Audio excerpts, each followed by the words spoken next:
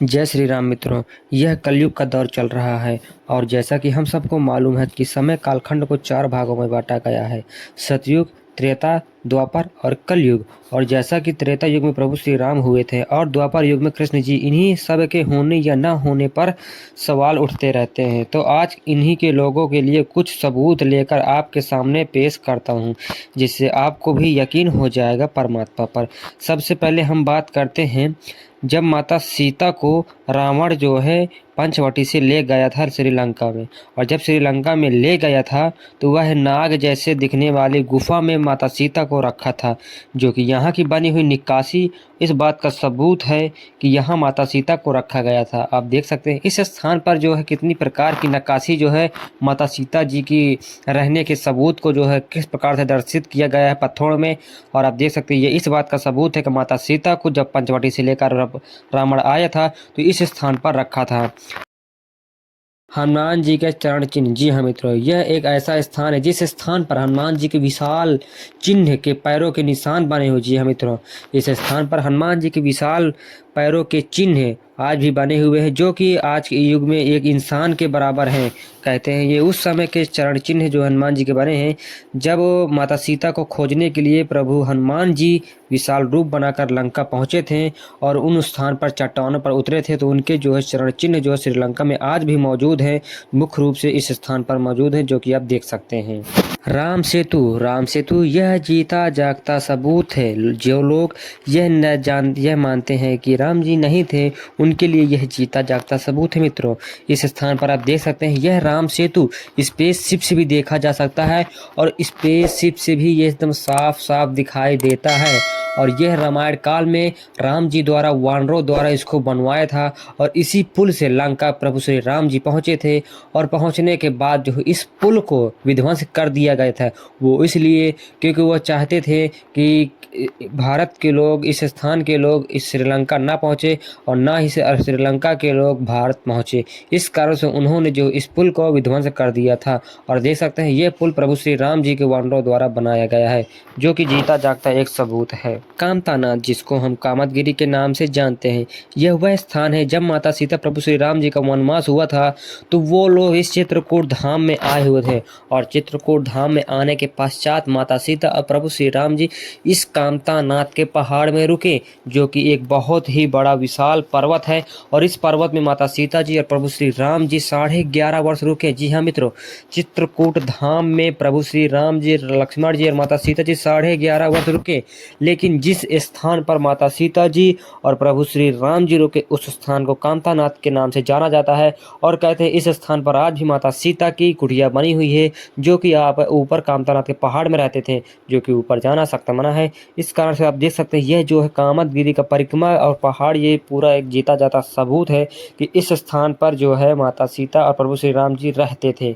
और आज भी इस स्थान पर लोग दूर दूर से आते हैं, लाखों की संख्या में, और इस कामतानाथ का परिक्रमा लगाते हैं। मित्रों, जी हाँ, इस कामतानाथ का परिक्रमा लगाते हैं। और ये जो चित्रकूट धाम का सबसे पवित्र स्थान माना जाता है भरतकूप। जी हाँ मित्रों, जब प्रभु श्री राम जी को लिवाने के लिए भरत जी अयोध्या से चलकर आए थे, तो वो जो है एक स्थान पर रुके थे, जिसको हम भरतकूप के नाम से जानते हैं।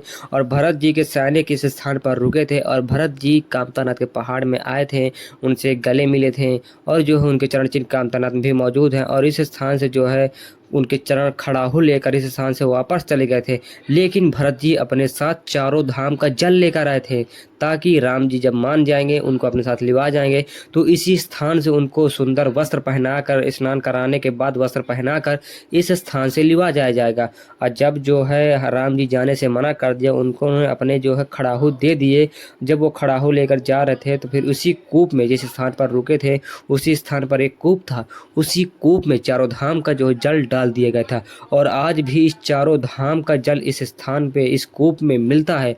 और कहते हैं इस कूप का पानी कभी खत्म ही नहीं होता है। मित्रों, ये बहुत ही रहस्यमयी कथा है मित्रों, और इसको भरतकूप के नाम से जाना जाता है। और कहते हैं इसी स्थान भरत जी रुके हुए थे वनवास के दौरान, जब प्रभु श्री राम जी को लिवाने आए थे। अब बात आती है मित्रों लक्ष्मण पहाड़ी। जी हाँ मित्रों, लक्ष्मण पर्वत से जाने जाने वाला यह पर्वत जो आप देख रहे हैं, इस स्थान पर लक्ष्मण जी रहते थे, जो कि चित्रकूट धाम में ही स्थित है। जी हाँ मित्रों, इसी स्थान पर लक्ष्मण जी रहकर 11.5 वर्ष प्रभु श्री राम जी और माता सीता का पहरा दिया करते थे चित्रकूट धाम में। वैसे वनवास तो उनको 14 वर्ष का हुआ था, लेकिन 11.5 वर्ष चित्रकूट धाम में रुके, और 11.5 वर्ष चित्रकूट धाम में रुकते हुए भी उन्होंने कभी भी सोए नहीं। और इसी कामतानाथ के सामने बना हुआ यह पर्वत, जो कि लक्ष्मण पहाड़ी के नाम से जाना जाता है, क्योंकि लक्ष्मण जी इस स्थान पर रहते थे। और कहते हैं उनको द्वारा बनाया गया एक कूप भी पर्वत में मौजूद है। जी हाँ मित्रों, वैसे तो आप किसी भी पर्वत में कोई भी कूप देखने को नहीं मिलता है, सिवाय इस कामतानाथ के जो है सामने स्थित यह लक्ष्मण पहाड़ी। इसी लक्ष्मण पहाड़ी में ओनली मात्र यही एकमात्र ऐसा स्थान है जिस स्थान पर जो है कूप बना हुआ, जिसको हम कुआं बोलते हैं।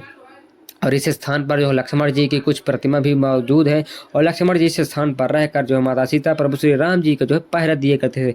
और तभी से जो है यह जो है लक्ष्मण पहाड़ी के नाम से जानने लगा है। अब बात करते हैं हनुमान धारा। जी हाँ मित्रों, हनुमान धारा कहते हैं कि इस स्थान पर हनुमान जी विराजमान है।